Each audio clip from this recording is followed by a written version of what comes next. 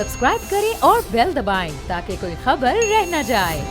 आगे चलते हैं ज़रा, कुछ सियासी मैदान में बड़ी हलचल है। फवाद चौधरी साहब ने एक ख़त लिख दिया है और स्पीकर कौमी असम्बली को। वो ये कहते हैं कि अपोजिशन लीडर जो हैं वो तो आते नहीं हैं, एक तवील अरसा हो गया है वो लंदन में बैठे हुए हैं, तो एक नया अपोजिशन लीडर जो है वो चुना जाए। उन्होंने लिखा कि पब्लिक अकाउंट्स कमेटी का होता तो वो बहुत पहले ही छोड़ चुके हैं और कानून साजी में अपोजिशन लीडर का अहम किरदार है, वो खुसूसी मराहत भी ले रहे हैं, लेकिन उसके बावजूद वो गैर हाजिर हैं, वो आते नहीं हैं, तो ये खिलाफ वर्जी है, ये क़वानीन की खिलाफ वर्जी है।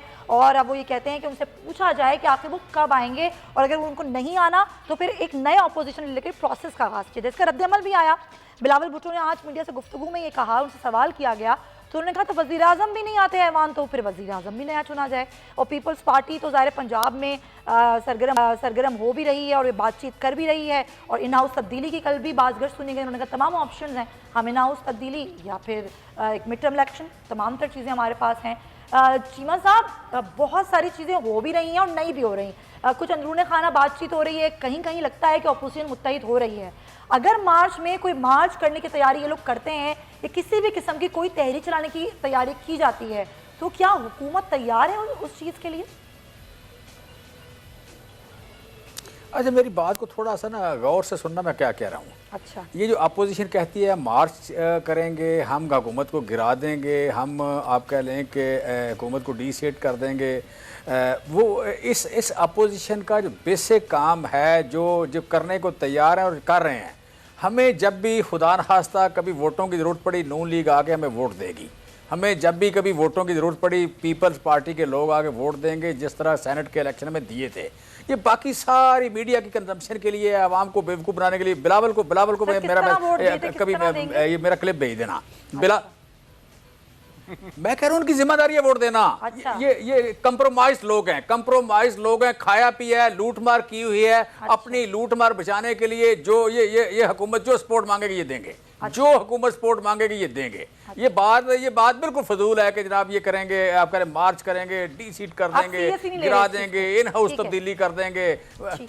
ये बिल्कुल ही आप कह लें कि ये बेमानी बात है। अगर आज पीटीआई को पंजाब में वोटों की जरूरत पड़े, नून लीग देगी।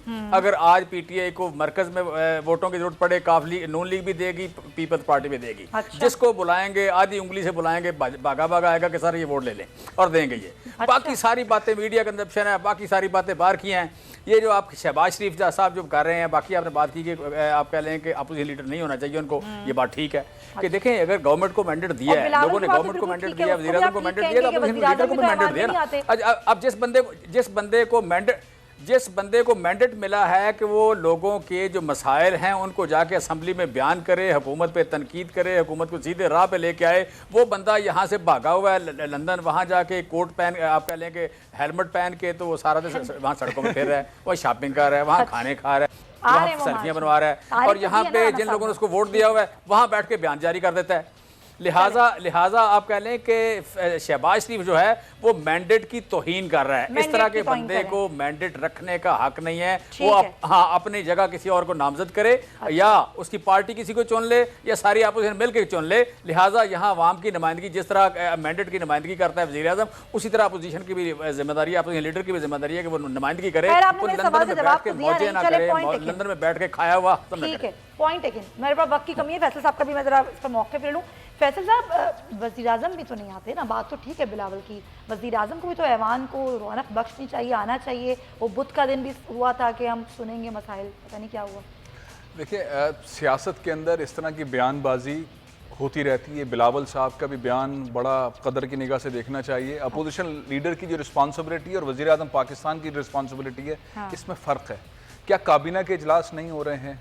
क्या वो मीटिंग्स नहीं हो रही हैं? हम तो मेरे ख्याल है माजी में इतने कभी काबीना के इजलास नहीं हुए जितने इमरान खान साहब कर रहे हैं, जितने टास्क फोर्स के साथ मीटिंगें कर रहे हैं, जितने फोकस उनकी चीज़ें नज़र आ रही है। ज़ाहिर बहुत अंडर प्रेशर रही है हुकूमत और अब ज़रा निकलने, माशी तौर पर निकलने के लिए एफर्ट कर रही है, महंगाई वाले मामले के अंदर एफर्ट कर रही है, कुछ रिफॉर्म्स के काम कर रही है। तो अगर हम कैलकुलेशंस निकालें मीटिंग्स की, अब उसके रिजल्ट्स की बात नहीं हो रहे, तो वज़ीर आज़म की मसरूफियत उस साइड पर है। लेकिन इसके बावजूद भी वज़ीर आज़म पाकिस्तान को लाजमी तौर पर पार्लियामेंट में आना चाहिए, जब भी इजलास हो आना चाहिए, उसके बगैर पार्लियामेंट मुकम्मल नहीं होता। लेकिन अगर हम देखें अपोजिशन लीडर आ ही नहीं रहे, आना ही नहीं चाहते, कोई वजूह नजर नहीं आ रही है, तो जाहिर है पार्लियामेंट को मुकम्मल होने के लिए जरूरी है कि अपोजिशन लीडर हो। अगर वो नहीं आ रहा है, जिस तरह से उन्होंने एक चेयरमैनशिप छोड़ दी है, तो इस्तीफा दें और किसी और को चुन लिया जाए, अपने भाई की अच्छी तरह तीमारदारी करें, इसमें कोई हर्ज नहीं है, इसमें कोई बुरी बात नहीं है। मियाँ साहब की तीमारदारी के लिए शहबाज शरीफ साहब वहाँ रहे हैं, इलाज करवाएं, तब तक किसी और को पोजीशन लीडर बना दिया जाए। जब वो वापस आ रहे हैं तो दोबारा से आप बन जाएं, अगर आपको तमाम लोग मुंतखब कर लेते हैं। तो ये सियासत पॉइंट स्कोरिंग जो है वो अपनी जगह पे, लेकिन हमें देखना है कि अपोजिशन वाकई वो रोल प्ले कर रही है पार्लियामेंट के अंदर और पार्लियामेंट के बाहर, जिसके लिए उसको वोट दिया गया है, और हुकूमत वाकई इमरान खान साहब वो रोल प्ले कर रहे हैं जिसके लिए उनको वोट दिया गया और जो वादे उन्होंने किए थे।